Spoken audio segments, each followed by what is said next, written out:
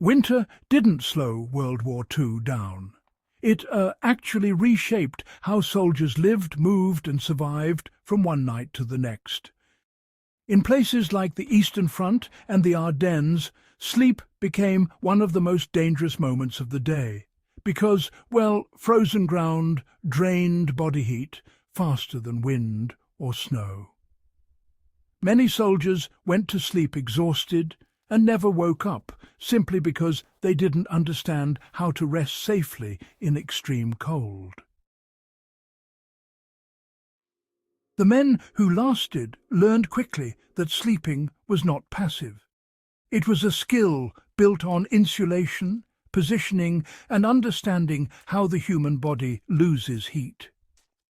Today, we are breaking down the forgotten World War II sleeping methods that help soldiers endure frozen terrain, and, honestly, how those lessons still hold practical value for anyone serious about survival history and cold weather preparedness. Why insulating beneath the body mattered more than piling layers on top. One of the most important discoveries soldiers made was that the ground was the real enemy. Cold soil or packed snow pulled warmth directly from the body through conduction, making thick blankets almost useless if there was nothing underneath. Veterans gathered pine boughs, straw, spare uniforms, or even empty supply sacks to build a raised layer before lying down. The idea was to trap air between the body and the ground, because air slows heat loss. A practical way to apply this today is to focus first on what you lie on, rather than what you cover yourself with. Even a small stack of dry branches or folded clothing beneath your torso can create a significant temperature difference through the night. Now, let's talk about how body positioning could make all the difference during those long, freezing winter nights. You see, experienced soldiers knew better than to stretch out flat when the temperature really dropped. Instead, they'd sleep slightly curled, pulling their knees up toward their chest. It helped protect their core warmth and, reduce the amount of body surface exposed to the cold. Quite often, groups would rest shoulder to shoulder or back to back, creating a bit of shared warmth, all without needing any extra gear. This wasn't about comfort, not at all. It was really about conserving precious calories and, more importantly, preventing hypothermia. If you're ever in a similar situation, you can try tighter sleeping positions yourself, and maybe use your pack or some rolled clothing to block those pesky gaps where cold air tends to collect around the body.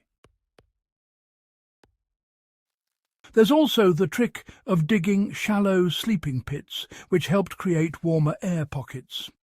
In deep snow or loose soil, soldiers would often scrape out shallow depressions before settling down for the night. These pits blocked the wind and let warmer air stay close to the body.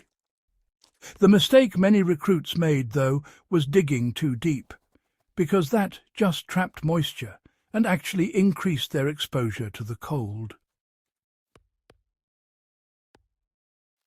The effective approach was shallow and lined with branches or fabric. If you were recreating this technique today, the key step would be compressing the base and adding insulation before lying down. The goal was not burial, but creating a small protected pocket that reduced wind chill. How waterproof layers protected against hidden moisture. Moisture turned cold into a deadly threat.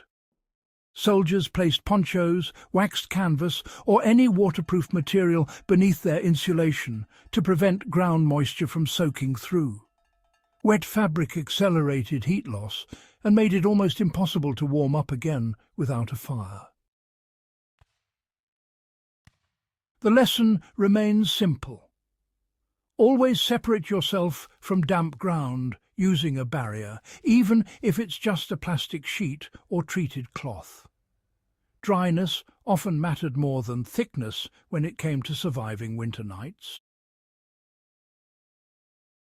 You know, warming the body before sleep was really important, as it prevented those dangerous temperature drops during the night.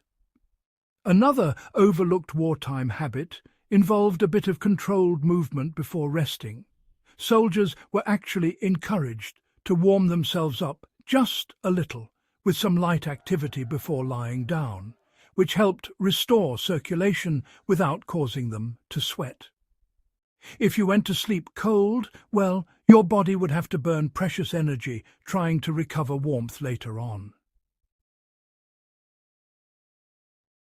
These days, a practical example would be doing a few minutes of light stretching, or maybe a short walk before bedding down in cold conditions, and then, immediately insulating yourself to trap that heat you've just created. Layered clothing, interestingly enough, sort of replaced dedicated sleeping gear back then. Many World War II troops didn't have those modern sleeping bags, so they relied on strategic layering instead. Inner layers stayed dry and close to the skin, while outer coats were loosened a bit to trap warm air. Oh, and gloves and socks were sometimes tucked inside jackets overnight, just so they'd be nice and warm by morning. So, applying this idea today, it really means thinking of your clothing as, well, adjustable insulation rather than just plain old protection from the weather. If you get your layering right, you can adapt to temperature changes without needing any sort of fancy, specialized equipment. It's interesting. Windbreaks often mattered more than fire. See, open flames were actually quite dangerous during wartime because they could give away your position. So instead of relying on heat sources, soldiers focused on blocking the wind. They'd use packs, logs, or even build snow walls on the windward side of where they slept, and that let their body heat build up naturally. Anyone applying this today can create a simple barrier using available materials, reducing exposure without burning extra fuel. Controlling the environment often proved more effective than trying to overpower it. How these forgotten sleeping methods still hold value today. The reason these World War II sleeping hacks endured is because they are based on human biology and environmental awareness rather than technology. Insulate beneath the body, manage moisture carefully, block wind whenever possible, and enter sleep warm but dry. These principles helped soldiers survive brutal winters with minimal resources, and they remain relevant for campers, hikers, and anyone interested in historical preparedness. If you value deep history and practical survival knowledge rooted in real experience, subscribe to 0 Hour Survival and share this video with fellow enthusiasts who appreciate lessons that stood the test of time.